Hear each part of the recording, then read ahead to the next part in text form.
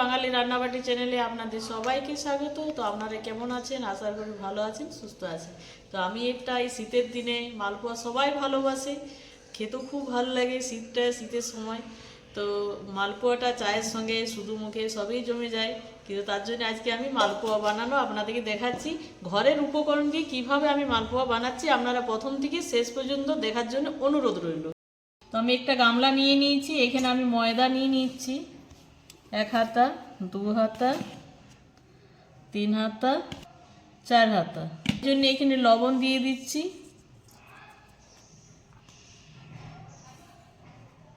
মৌরি দিয়ে দিচ্ছি, লাগছে আর লাগছে সুজি,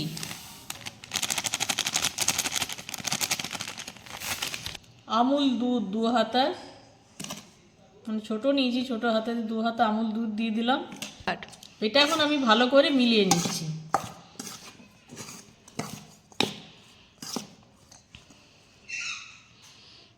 এখন আমি অল্প অল্প জল দিয়ে আমি মেখে নেব।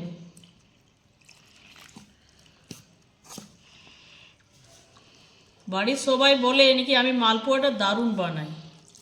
তো বন্ধুরা, আমার মালপোয়া শাশুড়ি মার কাছ থেকেই আমার এই মালপোয়া শেখা। আমি জানতাম না আগে কীভাবে মালপোয়া বানাতে হয়, তবে বাড়ির সবাই বলে নাকি খুব সুন্দর হয় মালপোয়াটা খেতে। তো অনেক দিন বানানো হয়নি, তাই ভাবলো আপনাদের সঙ্গে একটু মালপোয়াটা আমি শেয়ার করি। চামচ দিয়ে এটা খুব ভালো করে নাড়তে হবে, যেমন দলা না পাকিয়ে যায়, তাহলে কিন্তু মালপোয়া একদম ভালো হবে না। আর একটু আমি জল দিয়ে দেবো, বেশি পাতলা করবেন না আর বেশি ঘন করবেন না। দেখুন আমার কত সুন্দর মিশ্রণটা হয়েছে, একদম মিশে গেছে, দলা একদম পাকায়নি। আপনারা এইভাবে করবেন, দেখবেন খেতে কিন্তু দারুণ লাগে। তো আপনারা অবশ্যই নারকেলের কুড়া দিতে পারেন, আমি কিন্তু নারকেল কুড়া দিই না, যেহেতু আমাদের বাড়িতে নারকেল কুড়া দিয়ে কেউ খায় না, ওই জন্য আমি নারকেল কুড়াটা দিলাম না।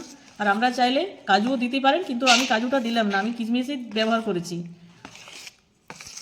এই হাতায় আমি 4 হাতা ময়দা নিয়েছি, এটা হলো পরিমাণ 1 বাটি আমাকে চিনি লাগছে। এটা চিনিটা আমি লাস্টে দিলাম। এটা আমাকে 2 ঘন্টার মতন আমাকে ঢাকা দিয়ে রেখে দিতে হবে, তাহলে মালপোয়াগুলো খুব সুন্দর করে হবে। দেখুন আমি চিনিটা দিয়ে আমি ঢাকা দিয়ে রেখে দেবো। দেখুন এইভাবে পাতলাও হয়নি, খুব একটা মোটাও হয়নি। তো আমি এটা এখন ঢাকা দিয়ে রেখে দেবো কিছুক্ষণের জন্য। নয় ম্যারিনেট করে রেখেছিলাম, তো এখন আমি নিয়ে চলে এসেছি।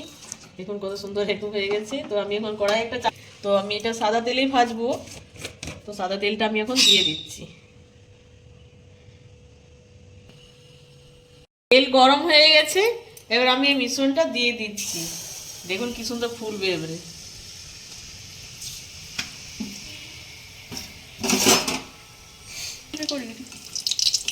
দেখুন কি সুন্দর ফুলছে, লুচির মতন একদম।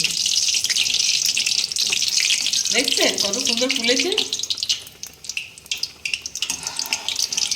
এই মালপোয়া যদি একবার কেউ খায় না, মুখে মিলিয়ে যাবে একদম। পুরো নরম তুলতুলে হয়।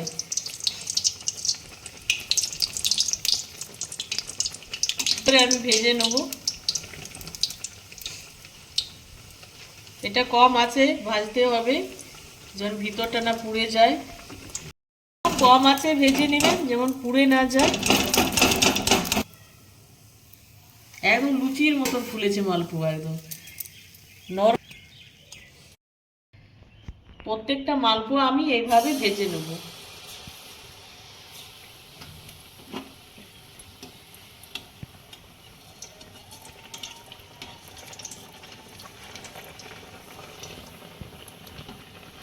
প্রত্যেক কোটা মালপোয়া যেমন লুচির মতন ফুলে যাচ্ছে। দেখুন বন্ধুরা, আমার সব মালপোয়া একদম রেডি হয়ে গেছে। তো আপনাদেরকে আমি দেখাচ্ছি কতটা সফট, কতটা হয়েছে, কতটা ভরা ভরা হয়েছে, আপনারা দেখুন।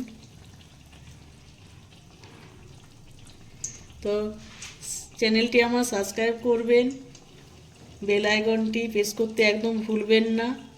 যখনই আমি কোনো ভিডিও দেবো সবার প্রথমে আপনি পেয়ে যাবেন। আর ভিডিওটি লাইক করবেন, আপনারা লাইক করতে ভুলে যাচ্ছেন, প্লিজ একটু লাইক করে দেবেন। আছে অন্য কোনো ভিডিওর সাথে।